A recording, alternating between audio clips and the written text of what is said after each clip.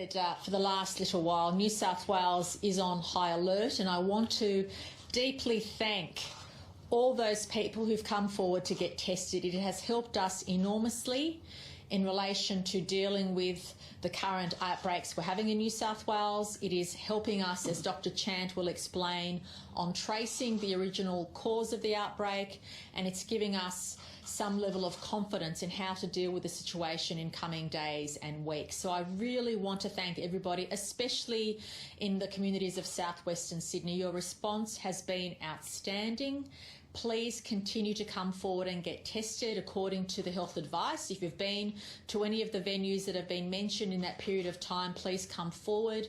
Your direct contacts should also come forward. And of course, if you haven't been to any of those venues, but you are displaying symptoms, it goes without saying that you must come forward and get tested. It's been apparent to us, as it has been to the Australian Hotels Association themselves, that we need to take some further action to curtail some of that high-risk activity. And John Whelan is here with us from the AHA, and I want to thank him and his organisation for proactively coming forward and working with government to reduce the risk that comes with people gathering in larger venues in particular. We know from the health advice we've received from the beginning of the pandemic that indoor activity where people aren't seated is a huge health risk because it increases the chance of transmission. And it was actually the AHA's advice to us which said that if you reduce bookings from 20 to 10, it reduces the likelihood for people who may mingle. That when you have a group of 10, the likelihood that everybody stays seated and that behaviour will continue is a safe option. So a number of the measures that we're announcing today, including a cap of 300 on any major venues, including the fact that if your venue has capacity for more than 250 people, there will be a full-time marshal on duty at all times to make sure the COVID safe plans are being implemented. For venues that are less than 250, there will be a COVID safe person there during those peak times when the venue is operating. And of course, the industry will also be mandating taking every single person's detail, and where possible, I know the industry is also working to make sure all of it's done electronically to allow for clarity and legibility and quick information. So this is a good example of industry and government working together to reduce the risk during a pandemic. Whether we like it or not, the reality is that life is not normal, and it will not be normal until we have a vaccine or a cure. Life will not be normal during the pandemic, and so the question we ask in New South Wales is what can we do to reduce the risk, to reduce the spread, so that we continue to have a good level of activity in our community, a good level of people staying in their jobs and going about their business. So what New South Wales is always looking for is opportunities to reduce the risk, and we know from the health experts what that risk is. It is mainly indoor venues with a number of people that are more likely to transmit the disease, which is extremely contagious, as we all know. But there are also a number of other things that go into the COVID safe plan, which the industry now will be making mandatory, not optional. Registration will be mandatory, not optional. And of course, these additional measures will reduce the risk that if there is another situation where there is transmission, and we hope there isn't, we hope there's prevention, but we also know, and I want to make this point very clear, that during a pandemic, when you're easing restrictions as we have been doing, you're going to get extra cases, and we have to live with that. There is no way that New South Wales will have zero cases during a pandemic. It's not going to happen, and we shouldn't expect that. We are always going to have cases when we've eased restrictions, and all of us have to accept that. But the reason why we are especially in high alert in New South Wales is also, of course, of what's happened in Victoria. The proximity, the geographic proximity of our states, the fact that there were some challenges with quarantine, potentially going back some months, means that we have that risk that there's been that level of community transmission in New South Wales for some time, which is why we are on extra high alert. And there will be phases during the pandemic when we are more concerned than other times. And this is the time that we are more concerned because we are still tracing what level of community transmission has occurred in the last few months that may be bubbling below the surface that we're not aware of. So what our aim is in New South Wales is to reduce those activities that have risk, and I'm deeply grateful again to the AHA for working with government. This is a good example of industry taking the initiative, coming forward and working with us to provide a COVID-safe way of moving forward. So I'm going to ask Dr. Chant to give her daily update. Well, she'll talk about the cases we've had overnight, including the total number emanating from those venues that were discussed. Then I'll ask John Whelan from the AHA to make a contribution, and then Minister Dominello and his team through Service New South Wales, who are supporting the industry with compliance, but also ensuring that we get information out to both businesses and also patrons about the new arrangements. And then, of course, we'll take questions after that. Dr. Chant. Thank you, Premier. So there were 13 new cases of COVID were diagnosed in the 24 hours to 8 p.m. last night, bringing the total number of cases to 3,316. Of today's new cases, 2 are returned travellers in hotel quarantine and 1 is a known close contact of a previous overseas case, and they were isolating prior to their infectious period. So the 10 cases reported today are associated with the Crossroads Hotel and all live in southwestern Sydney. And of these, 3 attended the venue and 7 are close contacts of the cases. So we have a total of 23 cases have been associated with this cluster. Now, as you can imagine, this situation is evolving, and I apologise for us moving away from the standard numbers of the 8 p.m. to 8 p.m. daily. And so since 3 p.m. last night, we had an additional 7 cases that have been reported as linked to the hotel cluster, bringing the total number associated with the cluster to 28, and another case is under investigation. This includes 14 people who attended the hotel, and all the other cases are linked to these cases.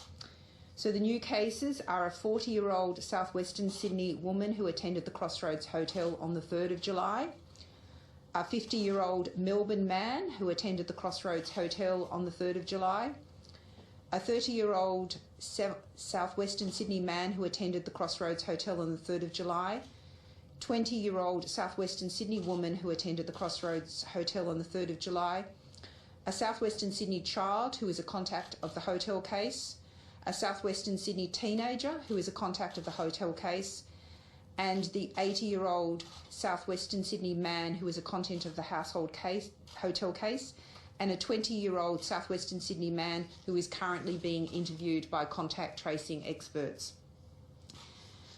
Clearly, this is showing that there has been a number of cases linked to the Crossroads Hotel on the 3rd of July.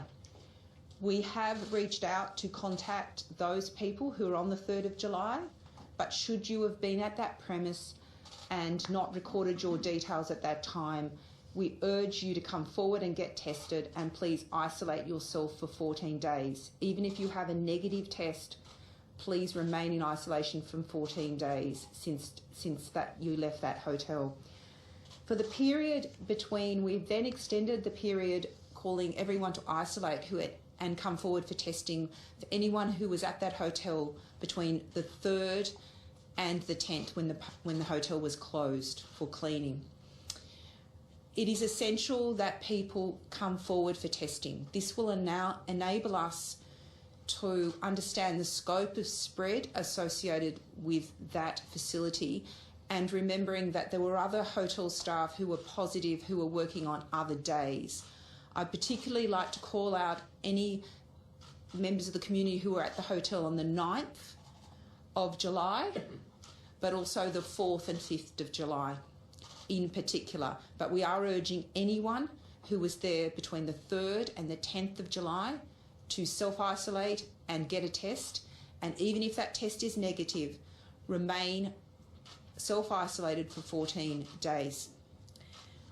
One of the cases, the new cases, has also worked at the Casula Kmart on the 10th of July from 5 p.m. to midnight, and people were at that store at that time are urged to watch for symptoms and to self-isolate and get tested. Contact tracing is continuing for the staff and patrons, as I said, who are at the hotel between the 3rd and the 10th. There was also one of the cases visited the Preston's Lodge residential aged care facility during his infectious period, and no other cases have been identified at that facility, but as a precaution, the facility has been placed into lockdown. Investigations and contact tracing are occurring. One of the previously reported cases also attended the Picton Hotel and spent time in the gaming rooms on the 4th, 5th, 9th and 10th of July. And so all patrons and staff who were at the Picton Hotel on those dates are advised to self-isolate for 14 days since attending the hotel and present for testing. Thank you.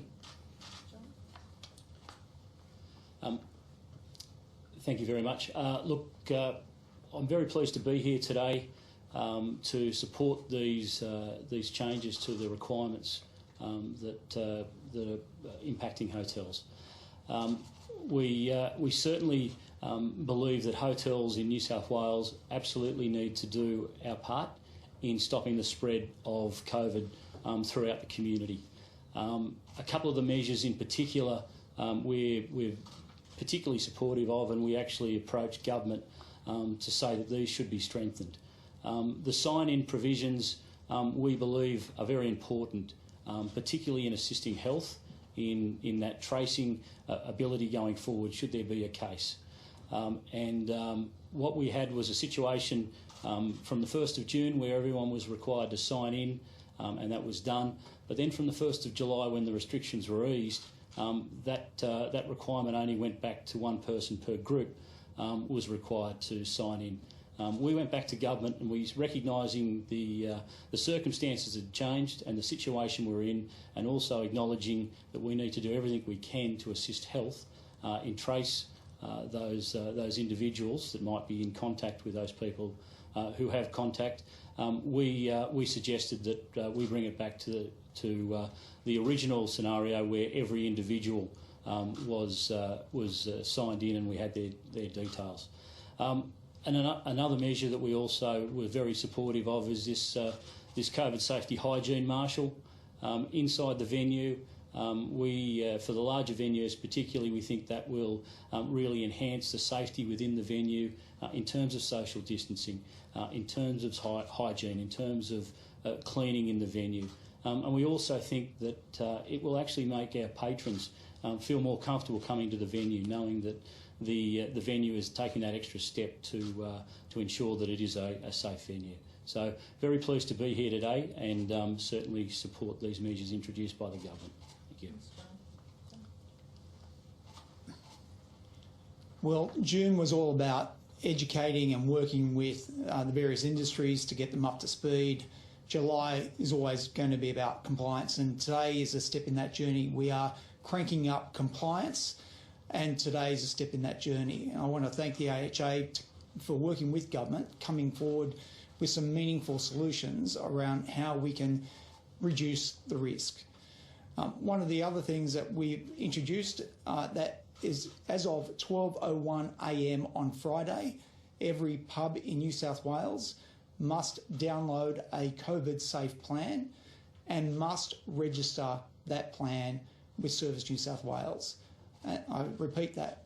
As of 12:01 on Friday, every pub and hotel in New South Wales must do two things. One, download the COVID-safe plan, and two, register that plan.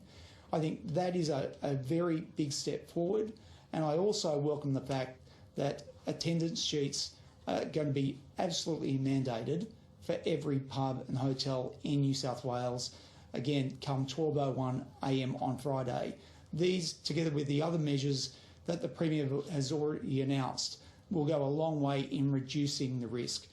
Ultimately, we have to work together as a community to defeat the spread of the virus. We can't do it alone. We've got to work with businesses, we've got to work with patrons, we've got to work with the people of our state, and today's a big step in that journey.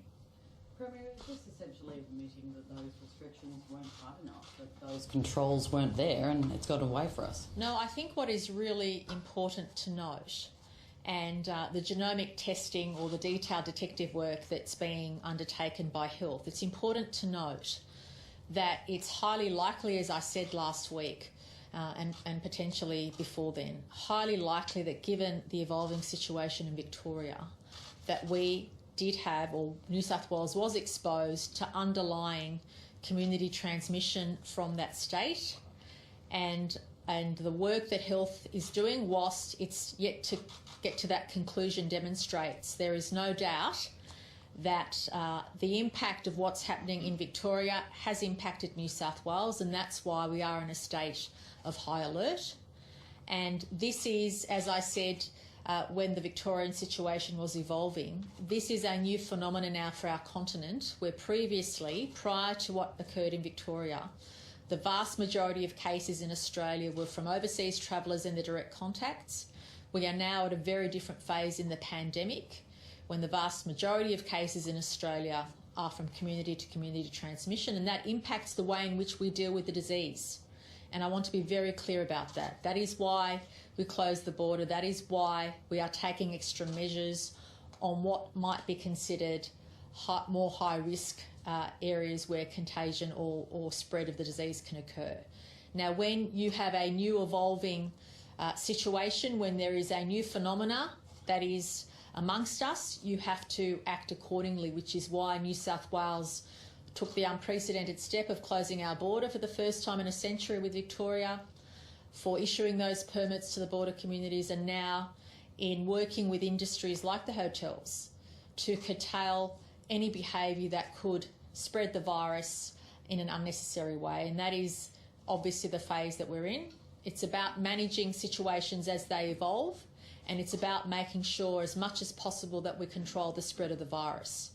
And I have always said, and I really want the community to be aware of this, that it's up to us also to do the right thing. Do not let your guard down with social distancing. Do not let your guard down with hand hygiene. Make sure you get tested. Can I thank literally the thousands and thousands of people every day coming forward to get tested? You are our warriors on the front line, because by getting tested, we can not only keep you and your loved ones safe, but also get really good information on what the virus is doing in the community, where it's heading, and our health experts. And I really want to congratulate, I'm not sure if this is being discussed publicly, but really want to congratulate that really smart physician who found the initial link between two cases in very different suburbs, who were then linked to the Crossroads Hotel. Now, that was really smart detective work in a matter of hours, which allowed us then to take the action we have. And this is the kind of detective work that goes on every day in New South Wales.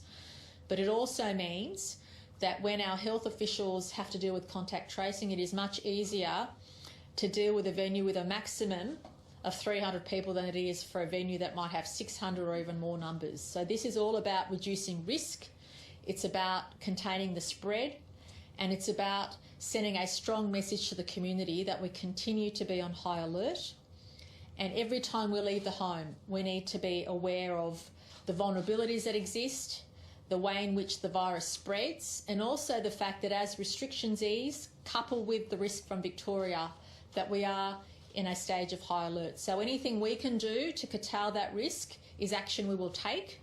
And again, we're grateful to the AHA for working with government in dealing and managing that risk, and I deeply appreciate that. But it also, as I said, comes down to us. It disturbs me greatly when we see people not socially distancing. If you're waiting in a queue to buy a loaf of bread from your local bakery on a Saturday, keep that social distance. It's up to you to make sure there's enough space between the person in front of you and the person behind you. We are in a pandemic, and you can't have good compliance unless all of us take personal responsibility for the way in which we conduct ourselves as well. And in the main, it's been outstanding. But make sure that if you're organising a community event, if you are a voluntary organisation having a voluntary event, good social distancing has to be part and parcel of what you're doing.